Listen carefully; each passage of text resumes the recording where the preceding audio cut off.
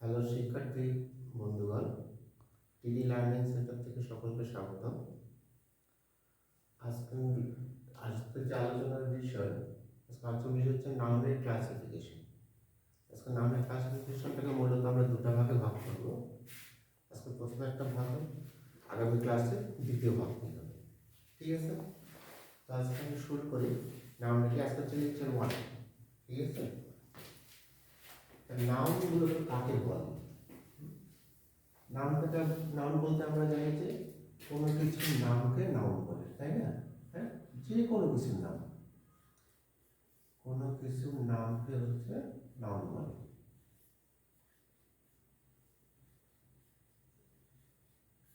সেটা ব্যক্তি, বস্তু, স্থান, কোনো প্রতিষ্ঠান, প্রাণী, এগুলো নাম হলে সেটা হবে নাউন। নাউনকে মূলত কিন্তু দুভাগে ভাগ করা হয়। এখানটায় আমরা অনেকেই মনে করি যে নাউন কত প্রকার, যখন জিজ্ঞেস করে এক্ষেত্রে অনেকে দ্বিধাদ্বন্দ্বে করি যে 2 প্রকার না 5 প্রকার।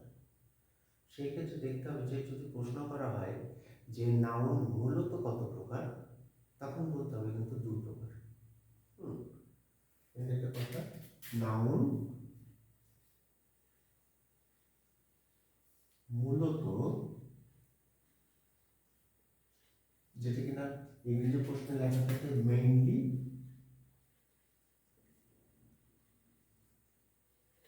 অথবা বেসিক্যালি।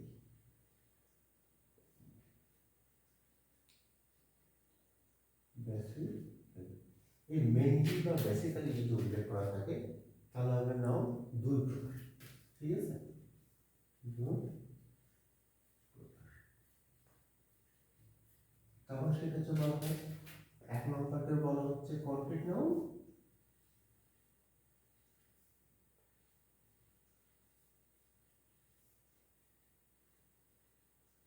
এবং 2 নম্বরকে বলা হয় অ্যাবস্ট্রাক্ট নাউন।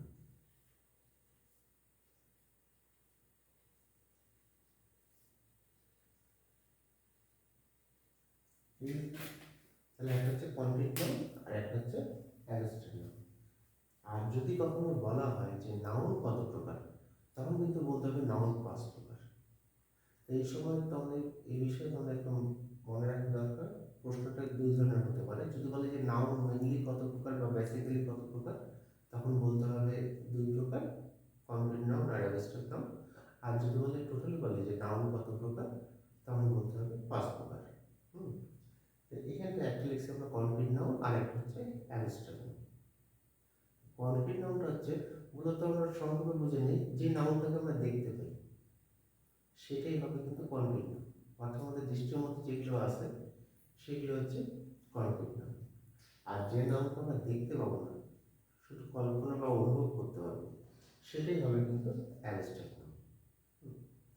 তাই এখন আমাদের কল্পনা করার চেয়ে দেখার সংখ্যাই বেশি, এই জন্য কনক্রিট নাউনটাকে কিন্তু কয়েকটা ভাগে ভাগ করা হয়েছে। এখন এখানে আসি, কনক্রিট নাউনটা, কনক্রিট নাউন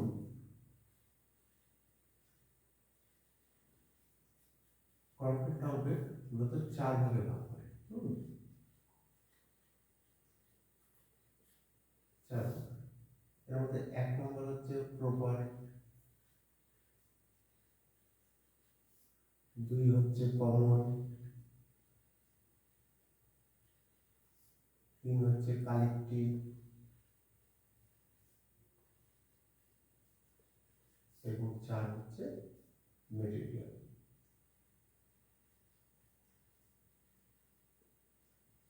এই টোটাল 4টা হচ্ছে কনক্রিট নাউনের। তো এইখানটা 4টা আর অ্যাবস্ট্রাক্ট নাউন 1। এই টোটাল হচ্ছে 5টা। তাহলে নাউন 5 প্রকার, আর যদি বলে নাউন মূলত 2 প্রকার। আজকে আমরা প্রথম যেটা আমরা আলোচনা করব সেটা হচ্ছে প্রপার নাউন। ঠিক, প্রপার নাউন নিয়ে আজকে আমাদের প্রথম আলোচনা শুরু। তোমরা সবাই একটু মনোযোগ দিয়ে দেখবে যে প্রপার নাউনটি কি, এবং এগুলো চাকরির ক্ষেত্রে অত্যন্ত কাজে লাগবে।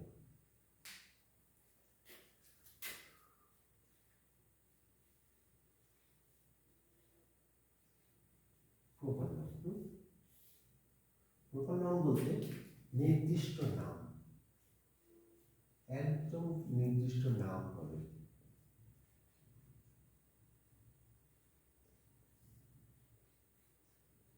সেটাই হবে কিন্তু প্রপার নাউন। সেটা কোনো ব্যক্তির হতে পারে, প্রাণীর হতে পারে, এছাড়া অন্যান্য স্থান হতে পারে, এছাড়া বস্তুর মধ্যে যেমন বই, ধর্মগ্রন্থ, জাহাজ, পাহাড় পর্বত এগুলোর নামও হতে পারে, কিন্তু এটাও হতে হবে অবশ্যই নির্দিষ্ট কোনো নাম, সুনির্দিষ্ট। ব্যক্তি বলতে আমরা বলতে পারি রনি, এক নির্দিষ্ট একজনের নাম। প্রাণী মধ্যে যে অনেকে কুকুরের নাম রাখে টমি, কোনো স্থানের নাম বলতে বলি যে ঢাকা, একদম নির্দিষ্ট নাম বলে হবে কিন্তু প্রপার নাম। তো বুঝে গেছে? এখন প্রপার নামের কিছু বৈশিষ্ট্য আছে, যে বৈশিষ্ট্য দ্বারা আমরা সহজেই বুঝতে পারবো যে এটা প্রপার নাউন। কিভাবে? তাহলে আজকে দেখে নিই প্রপার নাউনের বৈশিষ্ট্য। এর এক নম্বর বৈশিষ্ট্য হচ্ছে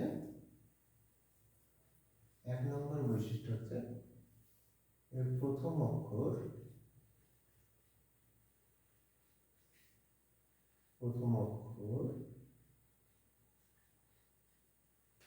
সবসময় ক্যাপিটাল লেটার হবে, ক্যাপিটাল লেটার। তাহলে প্রপার নাউনের প্রথম অক্ষর হবে সবসময় ক্যাপিটাল লেটার, আর তো বড় হাতের অক্ষর হবে। তাহলে আমরা যদি কারো নাম লিখি, যেমন কথাটা উদাহরণ দিলাম রনি, রনির আর হবে বড় হাত। তুমি যদি কোনো নদীর নাম দিতে চাও, যেমন দিলে পদ্মা, তখন পিটা হবে বড় হাতের। তুমি যদি কোনো দেশের নাম দিতে চাও, বাংলাদেশ, বিটা হবে বড় হাতের। বুঝে গেছে? তাহলে প্রপার নাউনের প্রথম বৈশিষ্ট্য হচ্ছে প্রথম অক্ষর হবে বড় হাতের। আর দুই নম্বর বৈশিষ্ট্য হচ্ছে এগুলোর পূর্বে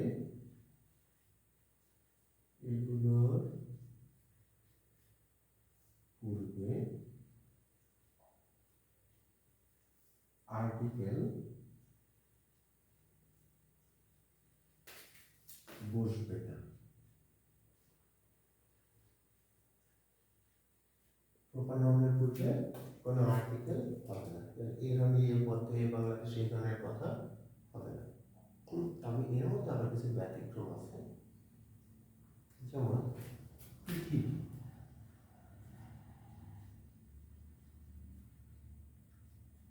চন্দ্র, সূর্য, নদী,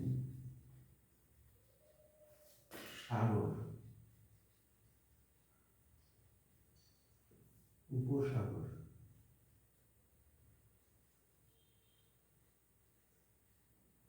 মহাসাগর,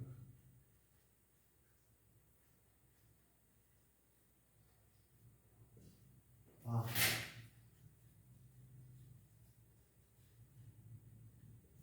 পর্বত, দ্বীপ,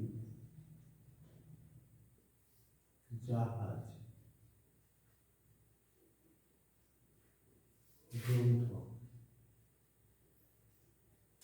যে কোনো নাম বইয়ের নাম সেটা, প্রতিষ্ঠান।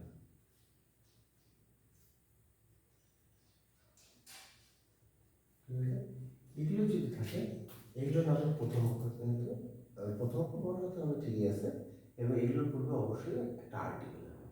আর্টিকেল হিসেবে মূলত দাটাই আসে, ঠিক আছে? যেমন আমরা যদি বলি পৃথিবী, তখন বলতে হবে কিন্তু দা আর্থ। কোনো মহাসাগরের নাম যদি লেখো, তখন তোমাকে লিখতে হবে দা আটলান্টিক।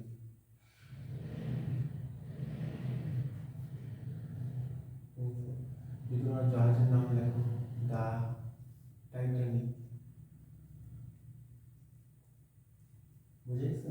তাহলে প্রপার নাউনের প্রথমত বড় হাতের হচ্ছেই, তবে এই কয়েকটা শব্দ আছে যার সঙ্গে তখন কোনো আর্টিকেল হবে, দা বসাতে হবে। আর অন্যান্য প্রপার নাউনের ক্ষেত্রে দা হবে না। তাহলে দুটো বৈশিষ্ট্য গেল। 3 নম্বর বৈশিষ্ট্য হচ্ছে যে এখানে লক্ষ্য করো, আমরা বলেছি যে প্রপার নাউনের প্রথম অক্ষর সবসময় বড় হতে হবে। তবে একটা কথা, পৃথিবী, চন্দ্র, সূর্য, ঋতু, এর প্রথম অক্ষর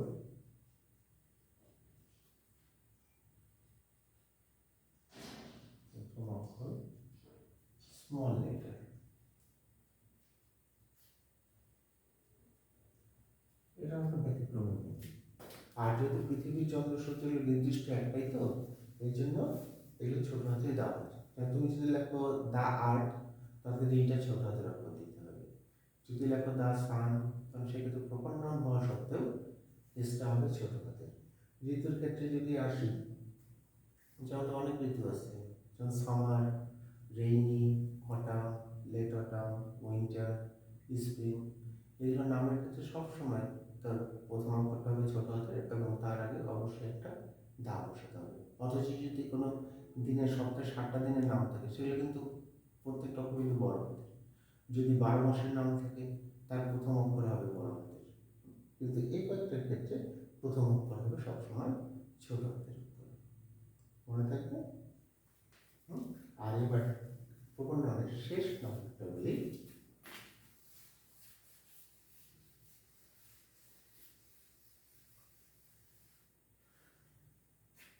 শেষ নিয়মটা হচ্ছে, যদি একটা বাক্যে দুটো প্রপার নাউন থাকে, একই বাক্যে দুটি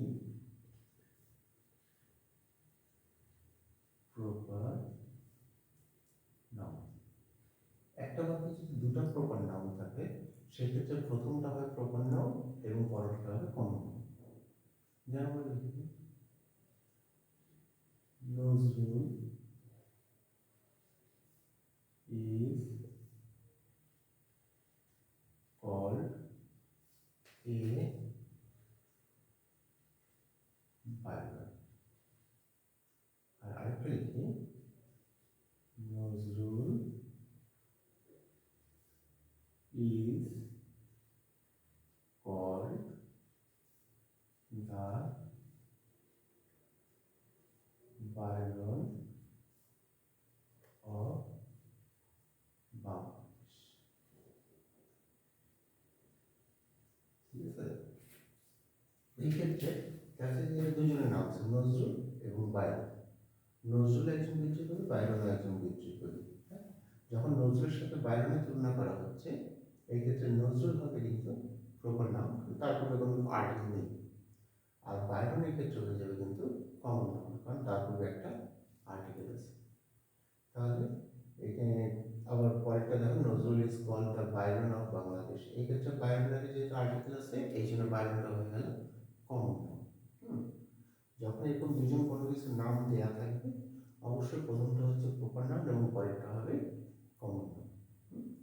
এখন এর মধ্যে আমি একটা কথায় আসি, একটু তোমরা লক্ষ্য করতে পারো যে উপরের উদাহরণে আমি কিন্তু এ দিয়েছি আর পরেরটা দিয়েছি দা, তাই না? এটা হয়তো প্রশ্ন থাকতে পারে যে কেন এ হলো এবং কেন দা হলো। আর এটা তোমরা একটু সহজে তোমার মনে রাখবে, যদি কখনো কোনো স্থানের নাম না দেওয়া থাকে, ব্যক্তির নামের পূর্বে যদি পরে যদি কোনো স্থানের নাম না দেওয়া থাকে, সেই ক্ষেত্রে তোমরা দিবে এ অথবা তার নামের উপর ভিত্তি করে।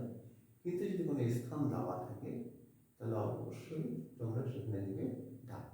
কারণ দেখো উপরে কিন্তু বাংলাদেশ লেখা নেই, এই জন্য বাইরনের দুইটা কনসোনেন্ট বলে এ, কিন্তু পরেরটা দেখো অফ বাংলাদেশ, অর্থাৎ স্থানের নাম কিন্তু উল্লেখ করা আছে, সেক্ষেত্রে বাইরনের আগে হয়ে গেছে দা। এটি হচ্ছে পার্থক্য। তা আমি আশা করি তোমরা নিশ্চয়ই আজকে সব বুঝতে পেরেছ প্রপার নাউন সম্পর্কে।